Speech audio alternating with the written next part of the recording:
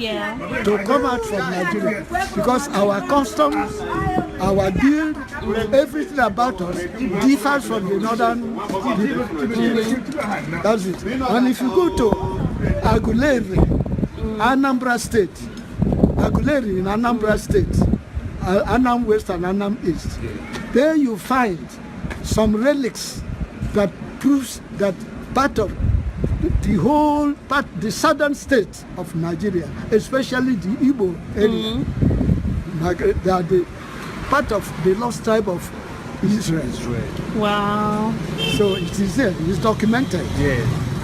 So all these things that makes Nigeria what it is today is just a collection of many tribes, many people. Like our build, if you see our structural building or our appearances, it differs from the north.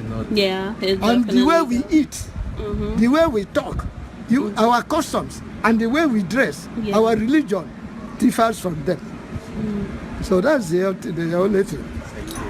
Thank you so much. Thank you. Anything you want to say to the brothers and sisters in America, Jamaica, England? I would because our kings and kings are there. Yes. They are scattered there. The only message I would like to give now is that let them not forget their kings and kings that are here suffering under the Sudanese people who came to Nigeria. For instance, in Nigeria, like in America, in Ethiopia, you know, a tribe that was found within Eritrea. They are the lost tribe of Israel. Yeah. The Israelites came and removed their brothers and sisters and then quartered them in a separate place. And then reoriented them according to their custom, according to Jewish custom. So our brothers in America, brothers in Jamaica, brothers in America, America, I know that America is made up of many countries. Yeah. Like the late Kennedy, President Kennedy, is from Northern Ireland. Yeah. Yeah. So they are there. Let them come and help our relations here by supporting us, not by violence, but at least the United Nations has the right to come and conduct plebiscite for us to be free from this yoke. Thank you so much, Elder. Thank you. Shalom. Nigeria is just a name that the British threw onto the amalgamation of a bunch of different tribes there that destabilized the region and led to a genocide and a Holocaust of the Igbo people. When in the 1960s, millions of them were systematically killed and murdered. Yeah, he told me about that too, but I was running late. So it's so this is so relevant because we have such a never again Holocaust theme, but these people had it. But what is mind-boggling to me, which I can't imagine why this is not in the news and not spoken about, is that a large chunk, more than a fourth of the transatlantic slave trade came specifically from this one tribe. So how are we not starting to connect dots and being like, wait a minute, so the tribe in Africa that the government of Israel is fascinated with and enamored by is now the blood of those people flowing through the African-American community here, which would make sense to me why they're all being like, we have an Israelite affinity, where we're identifying, this is us, we are this. And so I'm like, so yeah, if the DNA of the blood of these people are in them, they have a valid claim to feel and say that. Shalom, Ka'ala Yahweh Ba'Shem Yahshai, Ba'Shem Ruach HaKodesh, which are the true names of the Most High Father, Yahweh, which is Hebrew for He is, and His only begotten Son, Yahweh Shai, which is Hebrew for He is salvation, He delivers. Double honors my teachers, the apostles and elders of Great Millstone. Peace and mercy to the elect, who are the house of David reborn again in this generation. And shalom to the 130 Yasharallah, who today are known as the Negroes, Latinos, and Native Americans, and who before losing our true heritage, we were known as, and still are, the true Hebrew Israelites of the Holy Bible. So in today's lesson, we're going to talk about the tribe of Benjamin and how today the tribe of Benjamin is made up of the peoples of the West Indies. This would include the so-called Jamaican, the people from the Virgin Islands, Angola, St. Kitts, Nevis, Antigua, Barbados, Montserrat, Dominica, Martinique, St. Lucia, St. Vincent, all these different islands, okay? These are the people who descend from Jacob's second wife, Rachel, which you see her right here. Rachel was known as being our forefather Jacob's loved wife. Remember, in the Bible it tells us that our forefather Jacob, he had labored for his father-in-law, Laban, for 7 years, thinking that he was going to be able to marry Rachel originally, right? But, Laban got, pulled a quick one on our forefather and basically gave him Leah. Okay, well, Jacob, he labored an additional 7 years so that he could marry Rachel. And from Rachel comes Joseph, and from Joseph came Manasseh and Ephraim. But Joseph had a brother, a younger brother, and his name was Benjamin. Okay, Benjamin is where the West Indians come from. Okay, and that's who we're talking about today. And from the videos we just watched, you've seen that elder from the Igbo tribe basically, explain that, they are the Israelites, and they, along with a lot of other so-called Negroes, basically Israelites that were living on the west coast of Africa, got taken to the Americas and to, basically the South Americas over in the Indies. And that's who we're focusing on today, are the Israelites who landed within the West Indian Islands. Okay, because you're going to find out these so-called West Indians are in fact, the Hebrew Israelites, namely of the tribe of Benjamin. Now again, the way the slave trade happened, you had a lot of, mixing. So again, I'm not saying everybody in the West Indian Islands are de facto of the tribe of Benjamin. Remember, there's a lot of mixing amongst the tribes, but because of the prophecies, this is how we pinpointed which people are which tribes. Okay, and what I'm talking about is the prophecies that were given by our forefather Jacob at the end of his life. You see, it tells us in the end of Genesis that our forefather Jacob, when he had reached the end of his life and he knew he was going to move on to glory, he gathered his 12 sons, right, along with the sons of Joseph, right, and he had blessed them all.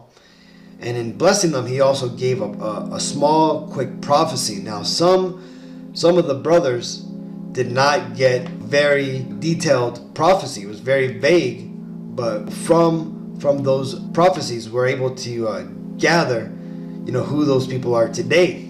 Okay, now Benjamin's prophecy given to him by our forefather Jacob was this. This is Genesis 49 and 27. Benjamin shall raven as a wolf, and in the morning shall devour the prey, and at night shall divide the spoil. So in this case here, it's not so descriptive, but from history we do understand that the West Indian, slaves, right, which again, were brought over here from the west coast of Africa, they tended to be very troublesome for the slave owners, right? These Edomites that had basically rolled over them, right? In fact, you had a lot of revolts there amongst the Benjamites, right? So, for example, here's a drawing of the revolts there on the Jamaican Islands, and not only there, but you also had revolts over on the Haiti Island, Haiti being the tribe of Levi, but we'll get into that later on, right? There's here's some other images, right? The Atan U.S., and I can't read it, but basically these are, it says, Jamaican insurrection depicts a scene from the Morant Bay Rebellion in 1865. So there's that. And this, here's another, this one says, Benjamin Watson History and Nation Building, right? That's what the thing says. But the point being is that there was a lot of revolts amongst the West Indians and the slave plantations down there, okay? And a lot of them won their freedom, but because of the way Esau works, he's still able till today to basically enslave these people, but through very deceptive means, through taxations and basically embargoes, things like that. But the point being is that in that prophecy, it tells you that Benjamin would be a ravening wolf, and in the morning he would devour the prey. Meaning, the morning is it goes into like his early life, right? And when you get into Benjamin, just like many other tribes, they were a very strong and warrior-like nation. Okay, even till today, a lot of the brothers that come from the West Indies, they're very strong brothers, right? You could tell that they got that warrior spirit on them. And then later on, like it says, at night, they're going to divide the spoil. And what is the spoil? The spoil is going to be the world kingdom that is going to be given on to the Israelites. Okay, Benjamin is included in that in that blessing to be part of the rulers of the world. Okay, because again, when you look back at Israel, every nation of the 12 tribes of Israel was given their portion. And Benjamin, he was down here in the south. Let's zoom in. He's right here. Judah is here in the south, and Benjamin is a small orange sliver right above the Dead Sea. Now, what happened in our history, when you look at the Bible timeline,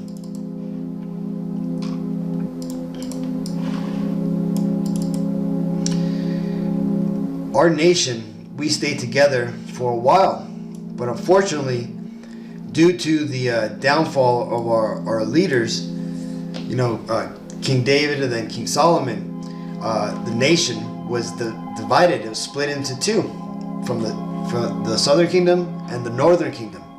The northern kingdom basically consisted of the Latinos and Native Americans, and the southern kingdom consisted of the so-called Negroes. This basically encompassed three tribes. You had the tribe of Judah and the tribe of Benjamin, which were already in the south, and then you also had the tribe of Levi, which had been living amongst all the other nations in their territorial areas.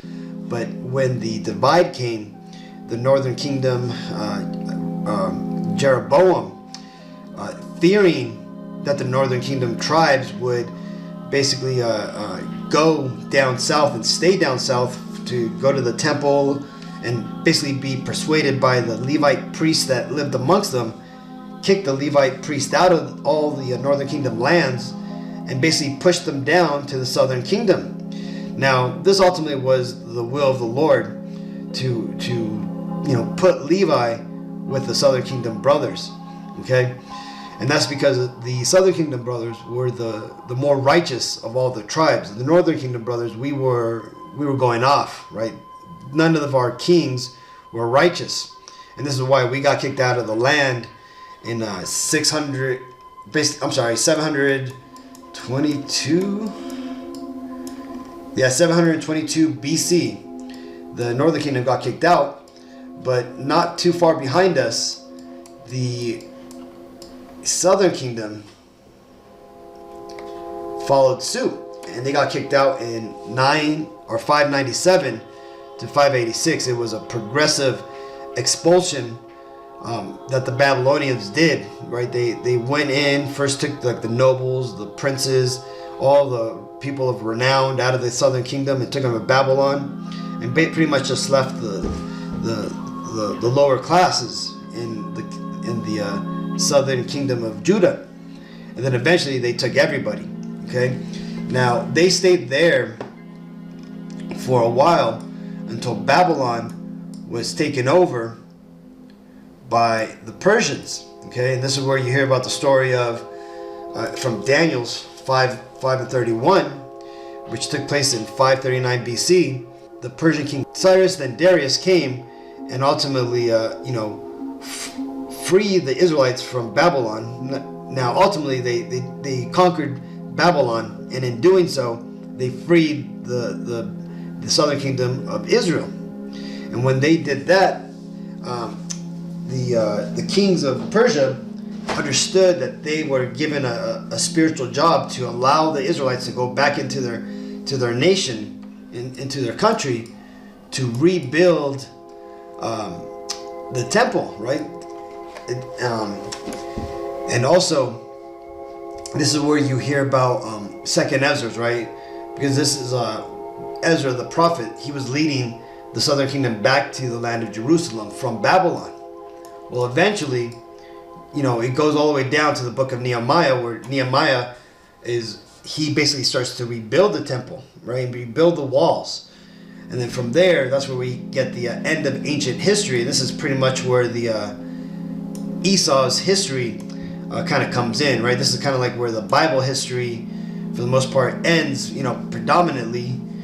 And then after that, this is where history that we're taught here in America, in schools and whatnot, colleges, they're taught, right? You're taught the histories by Herodotus, right? And this is because this is when Edom, the so-called Caucasians, came into power. They became the new Greeks. They took over the Japhites, the original Greeks. You had Alexander, the Macedonian, come onto the scene, and they eventually came in and conquered Judea. But again, this is a whole other lesson. The point being is we're focusing right now on Benjamin. Now, Benjamin, after being in the southern kingdom of Jerusalem, along with the tribe of Judah and the tribe of Levi, they were on the scene when the Romans came on, and also the New Testament came in, the Messiah came on the scene. Now, that being said,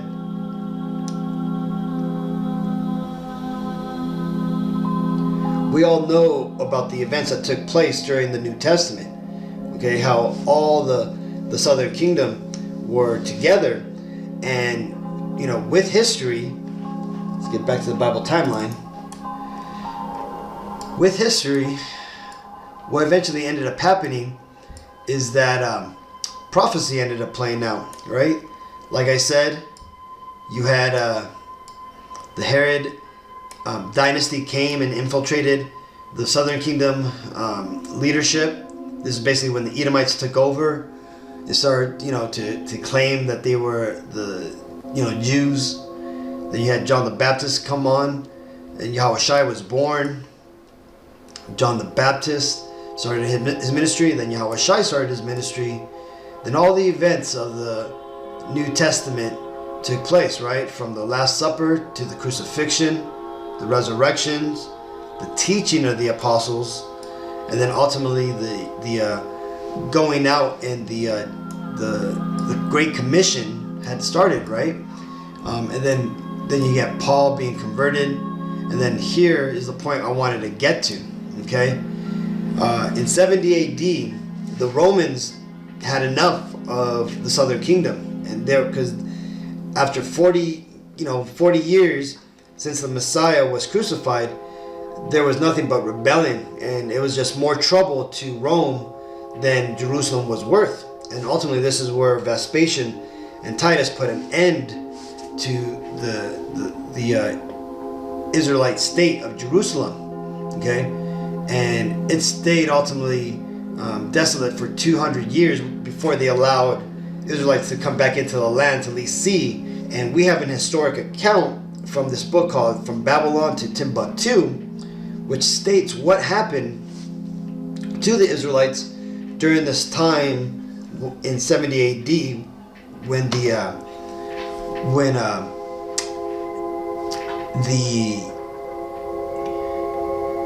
Romans destroyed Jerusalem. Well, let's go and read that real quick. This is page 84 of From Babylon to Timbuktu. It says, in the year 65 BC, the Romans army under General Pompey captured Jerusalem. In 70 AD, General Vespasian and his son Titus put an end to the Jewish state. Really, it's an Israelite state, or the Judite state, with great slaughter during the period of the military governors of Palestine. Many outrageous outrages and atrocities were committed against the residue of the people. During the period from Pompey to Julius, it has been estimated that over 1 million Jews fled into Africa, fleeing from Roman persecution and slavery. The slave markets were full of black Jewish slaves. You see that? So that right there tells you what took place to the southern kingdom of Israel.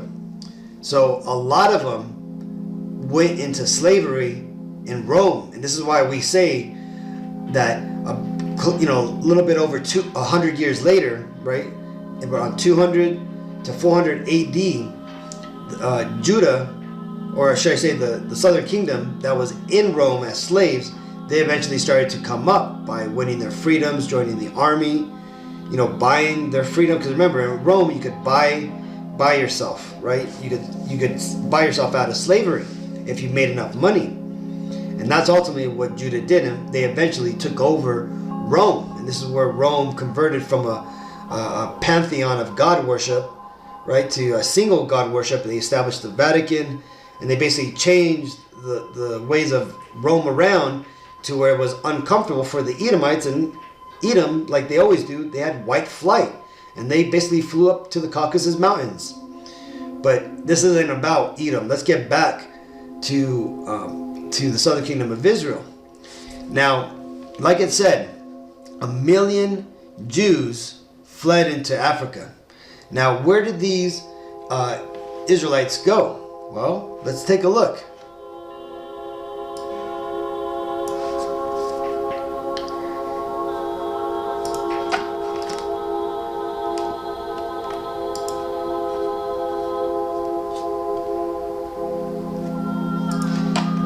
They went to the west coast of Africa, okay?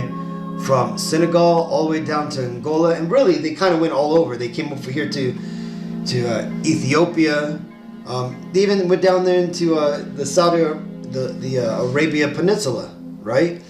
But mostly they settled on the west coast of Africa, and they stayed there for about 1,500 years until the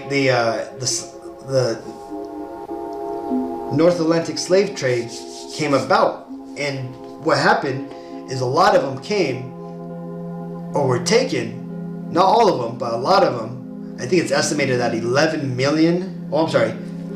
million enslaved. It says between 1650 and 1860, approximately 10 to 15 million enslaved people were transported from Western Africa to the Americas. Most were shipped to the West Indies, Central America, and South America. Okay?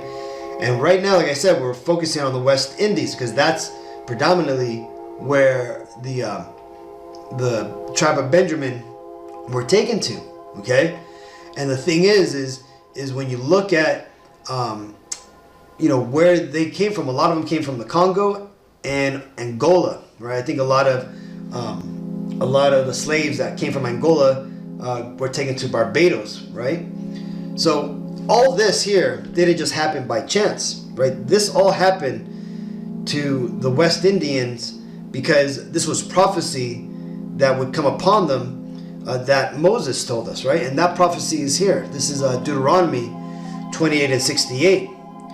And Yahweh, well, actually, let's get to 15, because you need to understand why this curse came upon us. And this is Deuteronomy 28 and 15. But it shall come to pass, if thou wilt not hearken unto the voice of Yahweh B'Shem Yahushai, thy power, to observe to do all his commandments and his statutes which I command thee this day, that all these curses shall come upon thee and overtake thee. And if you want, Akim, you should read through this, and you can see these curses apply only to our people. But let's go down to 68, because this is the key curse that explains why the North Atlantic slave trade happened, and also, why the Northern Kingdom came over here to the Americas on ships, which eventually led to their captivity. Right? 68. And the Lord shall Yahweh B'Shem Yahshai shall bring thee into Egypt again with ships, by the way whereof I spake unto thee, and thou shalt see it no more again.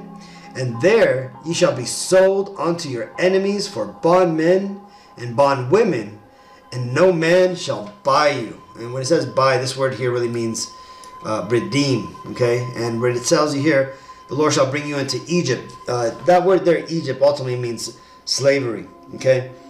Because remember, we were slaves in Egypt, and the Lord was going to return us back into slavery, okay? And this is where the slavery is being played out here in modern day spiritual Egypt, which is America. That's why there's a pyramid on the dollar. This is why there's a lot of cities in America named after cities in Egypt. This is why the once rulers of Egypt, the Edomites, the so-called Caucasians, are now ruling over America, right?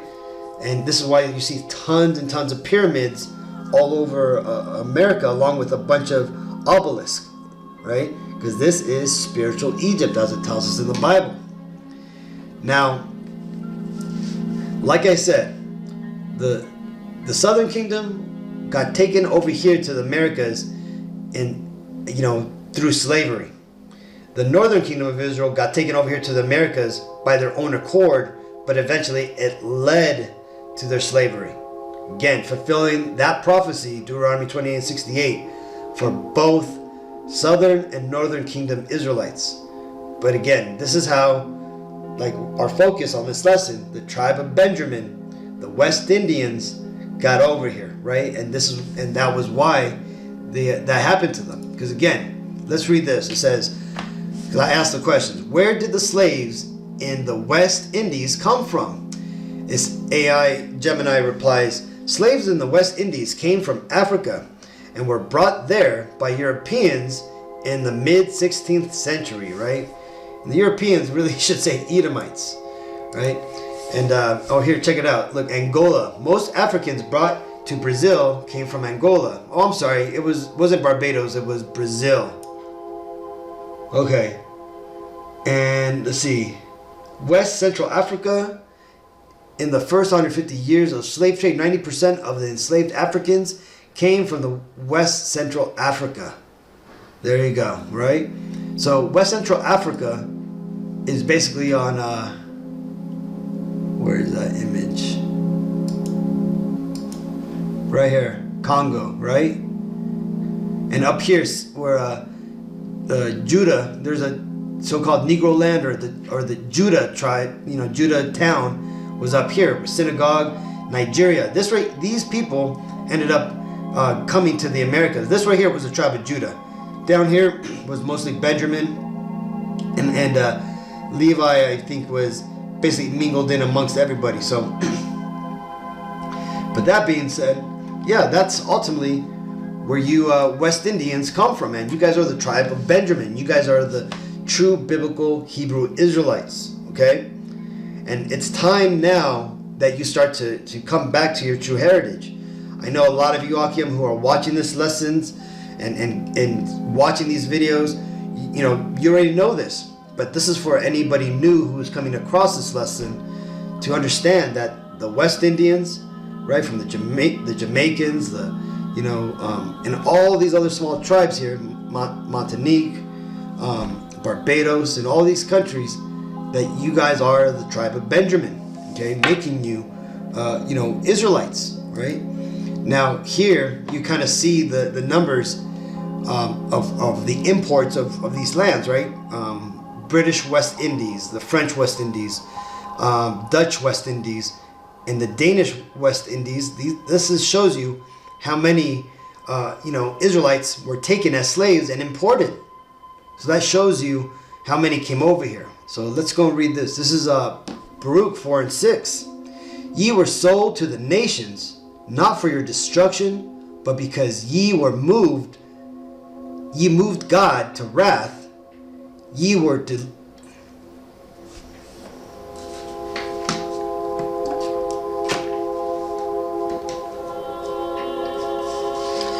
and this here is ultimately why the Lord punished us, right?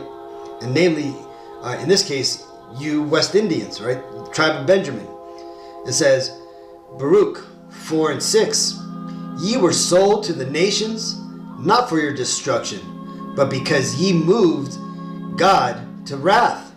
Ye were delivered unto the enemies, for ye provoked him that made you by sacrificing unto devils, and not God. Ye have forgotten the everlasting God that brought you up, and ye have grieved Jerusalem that nursed you. For when she saw the wrath of God come upon you, she said, Hearken, O ye that dwell about Zion, God hath brought upon me great mournings. Right? And that's ultimately talking about how both the northern kingdom and the southern kingdom were both warned by the prophets that we had to get right. We had to come back to the Lord. But what happened? We rebelled. We started worshiping these other gods. And we kept breaking the covenant that we made with God. And hence, we kept sinning.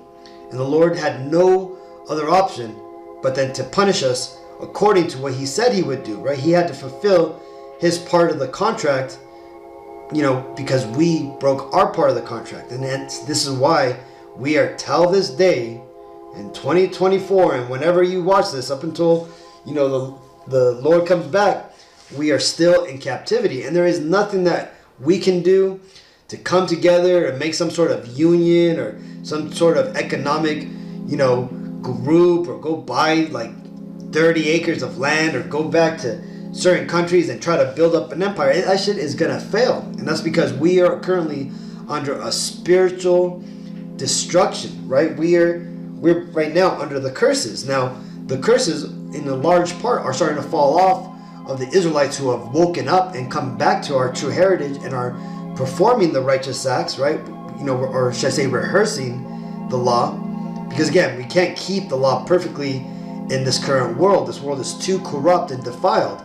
But the act of us trying to keep the laws, that's, good enough, especially right now that we have grace, that we were given the gift of grace. And this is the way that we show the Lord that we love him and that we're down with him, is by trying to keep the laws to our best of our abilities. And that's ultimately what this talks about. This is Zechariah 10 and 6. And I will strengthen the house of Judah, and I will save the house of Joseph. Remember, Benjamin is one of the sons of Joseph, right? He comes from Joseph's house. And I will bring them again to place them, for I have mercy upon them, and they shall be as though I had not cast them off. For I am Yahweh B'Shem Yahushai, their power, and will hear them. And this is why we got to turn back to the Lord. Okay, now this here is talking about the southern kingdom. Down here in verse 7, ultimately it talks about the northern kingdom, Ephraim, too, right? That now is a time that the Lord has come back to us, and now he's paying attention, and he's sending out the angels to go out and check, who in Israel, us, the people, not the place, the people of Jerusalem, who is sighing and crying for all the abominations happening here in America. And this is why we keep telling you, Akio, man, you guys gotta, turn back. You gotta, perform the laws as best as your ability, and you gotta shun away the ways of the world. You gotta, cast it away like a dirty rag, because again, making yourself a friend of the world is gonna make you an enemy to God. And by casting away the world, by shunning it, you're now, showing the Lord that you're for him and you're on his side and not on the side of these Edomites, the side of the wicked. This is Lamentations 4:22. The punishment of thine iniquity is accomplished, O daughter of Zion. He will no more carry thee away into captivity. He will visit thine iniquity, O daughter of Edom. He will discover thy sins. So you see, our punishment is coming to an end, Akim. And now, Edom, the so-called Caucasian and Israeli races, which are our adversaries, now it's their time to drink of that cup, to go into slavery, to fall and stumble and not be able to recover. And that's what we're seeing. We're seeing these Edomites doing the most because they're going to try to save themselves from what's coming, but that ain't going to work. So Hopefully this video was edifying. Until next time, I want to give all honor and glory and praises to Yahweh, Ba'Shem Yahshai, Ba'Shem Ruach HaKodesh. Shalom.